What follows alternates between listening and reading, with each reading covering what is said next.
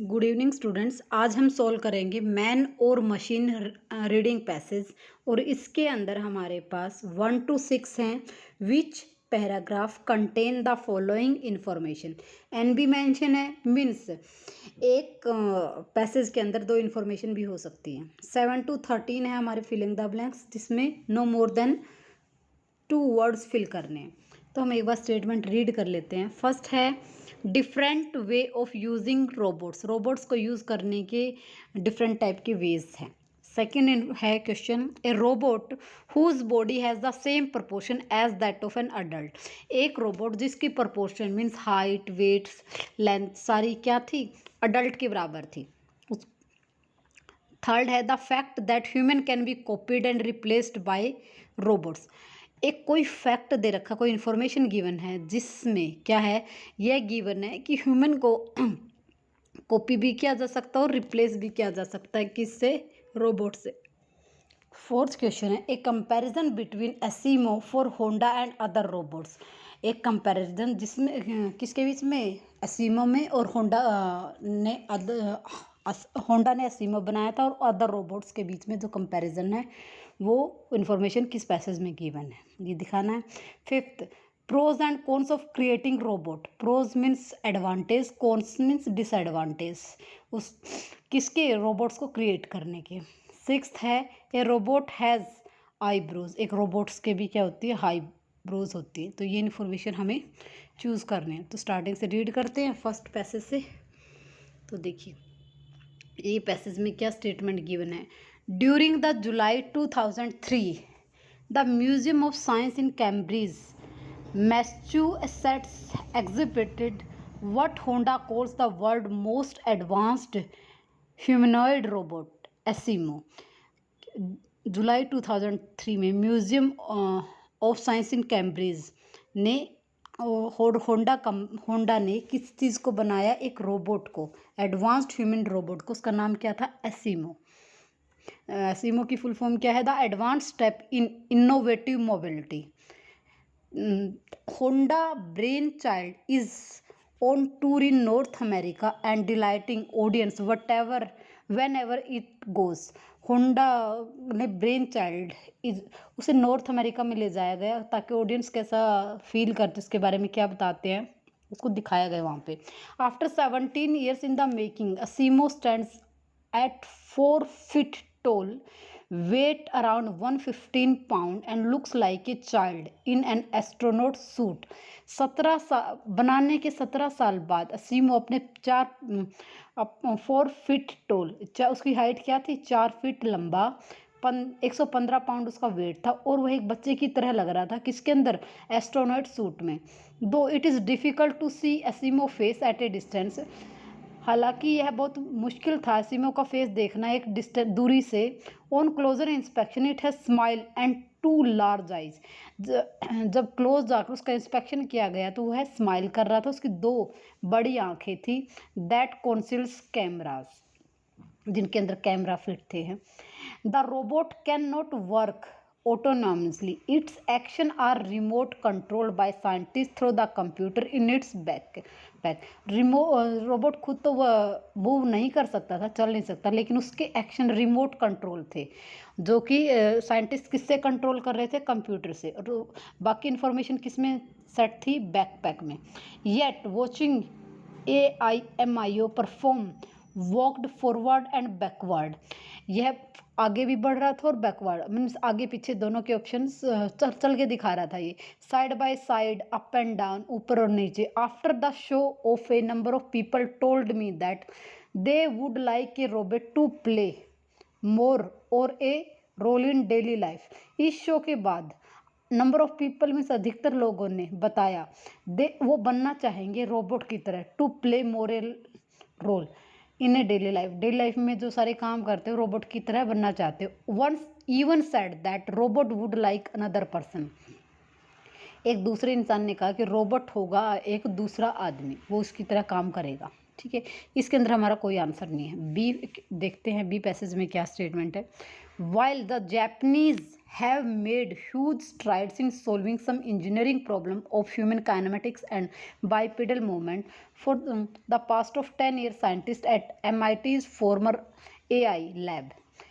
Japanese ने huge stride बनाया था इंजीनियरिंग की प्रॉब्लम को सोल्व करने के लिए, स्पेशली काइनेमेटिक्स और बाइपेडल मूवमेंट्स के लिए। और 10 ईयर जाने के बाद उन्होंने क्या बनाया, आर्टिफिशियल इंटेलिजेंस लैब के अंदर। Has been making robot that can behave like human and interact with human. उन्होंने लैब में क्या बनाया, एक ऐसा रोबोट जो कि एक आदमी की तरह काम करता था और ह्यूमन के साथ इंटरेक्ट करता था। One of the MIT robot Kismet is anthropomorphic head and its 2 eyes।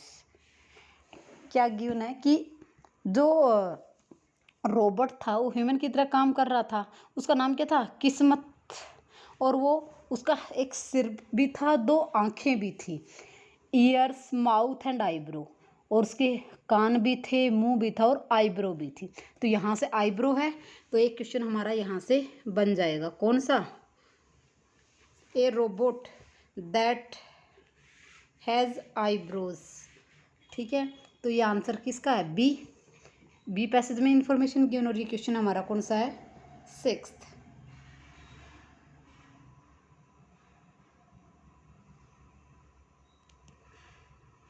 6 का आंसर क्या है, बी।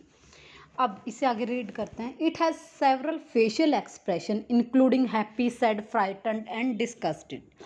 इसके फेशियल एक्सप्रेशन ज़्यादा थे, हैप्पी के भी थे, सैड के भी थे और डरे हुए के भी थे, डिस्गस्टेड के भी थे। और human interculator are able to read some of the robot facial expression and often change their behavior toward the machine as a result. For example, playing it with when it appears sad, Kismet is now MIT museum, but the idea developed here continue to explore in new robot. जब human इनसे interact करते थे और robot के facial expression को read करते तो उनका बिहेवियर मिशन की तरफ चेंज हो जाता था। जैसे इनके साथ खेलते टाइम उनके सैड अपीयर होना, क्योंकि उनको दुखी दिखना। तो किस्मत अब है ना MIT म्यूज़ियम में रखा गया, लेकिन इसका आइडिया अभी भी नए रोबोट्स के अंदर डेवलप करने की कोशिश की जा रही है। तो इसमें हमारा बी में हमारा किसका मिला है, 6th क्वेश्चन का। अब सी रीड करते हैं। सी के अंदर क्या स्टेटमेंट है, Cog is another pioneering project from MIT former AI lab. Cog another project है किसका, MIT लैब का। ठीक है, Cog has a head, eye, 2 arms, hands and a torso and its proportional were originally measured from the body of a researcher in the lab. तो ये हमारा answer है ना किसका, 2nd क्वेश्चन का, कि एक रोबोट जिसका प्रोपोर्शन किसकी तरह था, अडल्ट की तरह था। यहाँ पर रिसर्चर जो पर्सन होगा वो अडल्ट एज में तो होगा, ठीक है, क्योंकि रिसर्च करते हैं जो वो बड़े हो जाते हैं ना। तो यहाँ पर हमारे 2nd क्वेश्चन का आंसर है, हेड, आईज, रिसर्चर्स। ओके, तो इसका ये किसका आंसर है हमारा, 2nd क्वेश्चन का। ठीक है, तो 2nd है ना, a robot whose body has the same proportion that has an adult. तो ये हमारा किसका आंसर हो जाएगा, 2nd क्वेश्चन का, सी। ओके, तो 2nd का ऑप्शन क्या रहेगा, सी। अब नेक्स्ट रीड करते हैं।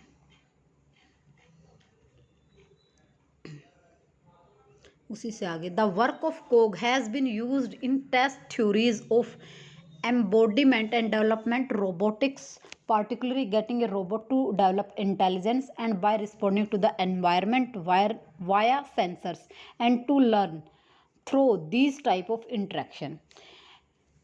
ऐसी थ्योरीज बना रहे हैं जिससे रोबोट्स को और डेवलप किया जा सके और उनकी रोबोट जिसे इंटेलिजेंस गेन कर सकें, और किसके थ्रू, एनवायरनमेंट के थ्रू और सेंसर्स के थ्रू, और इंट्रैक्शन भी कर सके, ठीक है, सेंसर्स के थ्रू। नेक्स्ट पैसेज है D, MIT is getting furthest down the road of creating human-like and interactive robot. Some scientists argue आ गया means comparison. The Asimo is a great engineering feat but not an intelligent machine. Asimo क्या था? Engineering के लिए तो था, problem solve करता था, लेकिन इंटेलिजेंट मशीन नहीं थी, because it is unable to interact autonomously with unpredictabilities in its environment.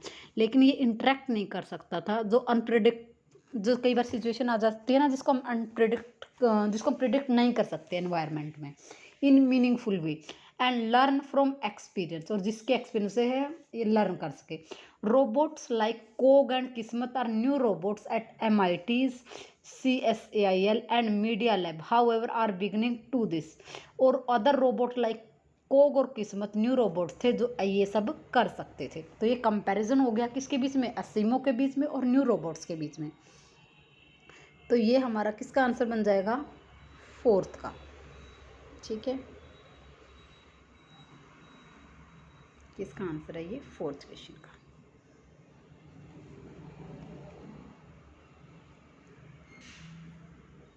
देखा ये, सॉरी स्टूडेंट्स, बीच में किसी ने इंटरप्ट कर दिया था. नेक्स्ट पैसेज है हमारा पास ई. These are exciting development, creating a machine that can walk, make gestures and learn from this its environment is amazing achievement. ये एक एक्साइटिंग डेवलपमेंट थी, एक मशीन, ऐसी मशीन बनाना जो कि चल सकती है, जिसके फेशियल जेस्चर्स भी हैं और क्या हो, वो एनवायरनमेंट से लर्न भी कर सकते हैं. ये एक अमेजिंग अचीवमेंट था. And watch this space and these achievement are likely rapidly to be improved upon. और स्पेस को देखना और ऐसे अचीवमेंट को और इम्प्रूव करना लगातार जल्दी से हम उसको और इम्प्रूव करने की कोशिश की जा रही थी. Humanoid robot could have plethora of usages in society. Human के द्वारा बनाए गए रोबोट्स का प्लेथोरा ऑफ होता, अलॉट्स ऑफ, उसके काफ़ी सारे यूजेस थे किसमें? सोसाइटी में. जैसे helping of free people from everyday task, लोगों की हेल्प करना एवरीडे, हर दिन के टास्क में, जैसे कपड़े धोना, खाना बनाना, इस टाइप के. And in Japan for example there is an aim to create robot that can do task similar to an average human and also act as sophisticated situation as fire fighters, astronauts और medical assistants और elderly in workspace or in homes, partially in order to counterbalance the effect of aging population. Japan क्या कोशिश कर रहा था कि ऐसे robots बनाना जो कि एक एवरेज ह्यूमन जो काम करता है उनको वो काम कर सकें, और जो सिचुएशन, डिफरेंट सिचुएशन आती हैं, जैसे लड़ाई वगैरह होती है, तब फायर फाइटर्स के रूप में भी इसका यूज़ किया जा सकते, एस्ट्रोनॉट्स में भी, और जब मेडिकल इमरजेंसी आए तो मेडिकल फील्ड में भी असिस्ट कर सकें, घर वर्क प्लेस पे भी और होम्स पे भी. और इससे हम जो पॉपुलेशन एजिंग है, वो भी इफेक्ट ऑफ एजिंग पॉपुलेशन, उसको कम भी किया जा सके. जैसे जिसकी एज बढ़ जाती है तो काम करना छोड़ देते हैं, तो इससे हाँ उस प्रॉब्लम को भी सोल्व किया जा सकता था. तो यहाँ पर कौन सा ऑप्शन बन रहा है हमारे पास? यहाँ है हमारे पास कौन सा ई पैसेज में? Plethora of usages in society, society में क्या क्या यूजेज किए जा सकते हैं. ठीक है, ये हमारा कौन सा आंसर है? फर्स्ट का. ठीक है, तो ई जो ऑप्शन होगा वो किसका आंसर है? फर्स्ट पैसेज का.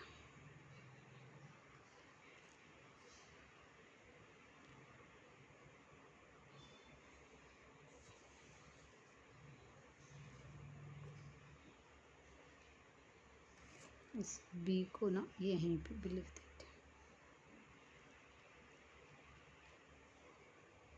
अब लास्ट पैसेज रहता है हमारे पास एफ में क्या है? सच रोबोट्स से much about the way in which view humanity and they bring best and worst of us. ऐसे रोबोट्स जिनको हम यूज़ करते हैं ह्यूमैनिटी के लिए, जिसमें हम ह्यूमैनिटी चेक करते हैं। दे ब्रिंग्स बेस्ट और वर्स्ट। बेस्ट मीन्स अच्छा भी लाते हैं और बुरा भी, मीन्स प्रोज एंड कॉन्स के सिनोनिम्स हैं best and worst. On one hand this development express human creativity. ऐसी डेवलपमेंट क्या करती हैं, ह्यूमन की क्रिएटिविटी दिखाती है। और ability to invent, experiment and to extend our control over the world. ये हमारी एबिलिटी दिखाती है इन्वेंशंस की, एक्सपेरिमेंट करने की, और हाँ कैसे हम वर्ल्ड को कंट्रोल कर सकते हैं। ऑन द अदर हैंड दूसरी side, the aim of to create a robot like a human being is spurred और on by the dehumanized idea, by the sense of human companionship can be substituted by machine। Negative side में क्या होगा, human को किससे substitute किया जा सकता है, मशीन से। The human lose their humanity when they interact with technology.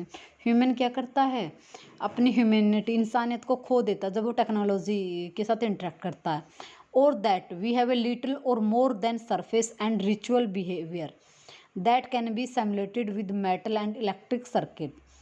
और वी आर लिटल मोर, हम थोड़े से ज़्यादा, than surface and ritual behaviour, हम रीति रिवाजों के साथ जो बिहेवियर हमारा होता है उस टाइम, उसको सिमुलेट किया जा सकता है मेटल और इलेक्ट्रिक सर्किट के थ्रू। तो यहाँ पे हमारे दो पैसेज बन रहे हैं, एक तो प्रोज एंड कॉन्स का, दूसरा जो हमारा आंसर होगा वो कौन सा होगा, एक तो फिफ्थ है, एक होगा हमारा third, the fact that human can be copied and replaced by A robot. क्योंकि क्यों होगा ये, क्योंकि ह्यूमन क्या करता है, मशीन के साथ इंटरेक्ट करता है तो वो पार्शियलिटी करता है, ठीक है, तो उसकी इमोशन नहीं होती, ह्यूमैनिटी नहीं होती, इसीलिए इसके दो आंसर बनेंगे। इस पैसेज के अंदर हमारे पास दो हैं, ठीक है, एक तो है स्टार्टिंग की लाइन में ही यहाँ पे, और एक लास्ट में, ठीक है। तो ये ऊपर वाली लाइन में तो फिफ्थ और नीचे थर्ड है। ये थे हमारे विच इन्फॉर्मेशन कंटेन विच पैसेज। अब है फिलिंग द ब्लैंक्स। अब पूरा पैसेज हमने रीड कर लिया है तो हम इजीली सर्च कर सकते हैं फिलिंग द। पहला क्या है, in 2003 Massachusetts displaced a robot named Asimo which was invented by Honda after a period of, ये तो हमने पढ़ा था कितने साल बाद, 17 years in the making. First passage में है ये। The operating information is stored in the computer in its, जिसको ऑपरेट करते थे कंप्यूटर के थ्रू, किस में स्टोर होती थी इन्फॉर्मेशन, इन इट्स बैकपैक, ये भी पढ़ा था हमें। So the scientist can control Asimo में, while Japan is making great progress, MIT is developing robots and human like and can, वो कैन क्या कर सकते हैं, ह्यूमन की तरफ और इंटरेक्ट कर सकते हैं। What is special about Kismet, it has different क्या थे इसमें, फेशियल एक्सप्रेशन थे, which can be read by human interact and is another robot, दूसरा रोबोट क्या था, किस्मत था ना, और whose body proportion is same as that adult by responding to surrounding through its, surrounding किसके थ्रू, सेंसर्स के थ्रू, it can develop its intelligence. तो ये सारे के सारे आंसर हमने पढ़े हैं, मैं आपको टिक करके बताती हूँ कहाँ पे इनके आंसर्स हैं। तो देखो पहला आंसर तो हमारा है 17 ईयर्स, फर्स्ट पैसेज में है, ये रहा 17 ईयर्स, ये किसका आंसर है हमारा, 7th क्वेश्चन का, ठीक है। उसके बाद सर किस में स्टोर करते थे इन्फॉर्मेशन, बैकपैक में, ये भी हमने पढ़ा था। तो ये इट्स बैकपैक, ये कौन सा क्वेश्चन हो जाएगा, 8th। उसके बाद 9th में क्या था, वो ह्यूमन के साथ क्या करते थे, इंटरेक्ट करते थे। ये जो इंटरेक्ट है, इसको थोड़ा सा, क्योंकि सेम लाइन में तो मैं इसको नहीं, इससे ये जो इंटरेक्ट वर्ड है ये हमारा है 9th क्वेश्चन का, ठीक है। उसके बाद 10th में क्या थे, उसके क्या होते थे, जो किस्मत थे उसके सेवरल फेशियल एक्सप्रेशन थे,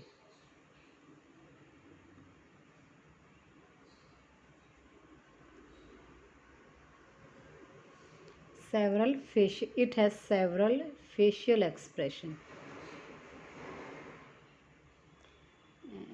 किसमें है several facial expression,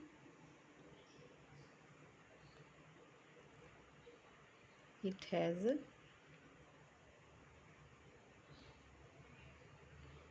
में यहाँ है सेवरल।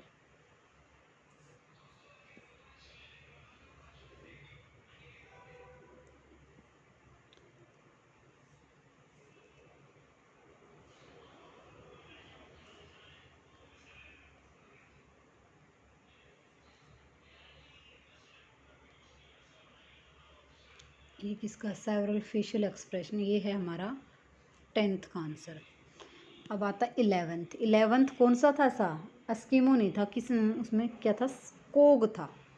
ठीक है, जो कोग ये हमारा बन जाएगा 11th का आंसर, जो MIT ने ही प्रोजेक्ट लॉन्च किया था दूसरा। ठीक है, वो हो जाएगा हमारा कोग। उसके बाद एक बार रीड कर लेते हैं, कोग के बाद क्या क्वेश्चन थे 11th के बाद। अच्छा, थ्रो, ये तो हमें पता सेंसर्स में और नॉलेज। ठीक है, 12th क्या हो जाएगा हमारे पास? सेंसर्स था ना, वाया 12th। ये जो सेंसर्स है ये होगा 12th, और उससे क्या इंक्रीज करेंगे? डेवलप्ड दे रहे इंटेलिजेंस, ये होगा 13 क्वेश्चन। ये थे हमारे 1 to 13 क्वेश्चन। कौन से टॉपिक के? मैन और मशीन के। आई थिंक ये इजी टॉपिक है, आप इजीली कर सकते हैं और इसमें 13 के 13 मार्क्स ले सकते हैं। फिर भी अगर आपको कोई प्रॉब्लम आती है तो आप मुझसे कमेंट में पूछ लेना। Thanks for watching my video. Have a nice day and good night and stay blessed.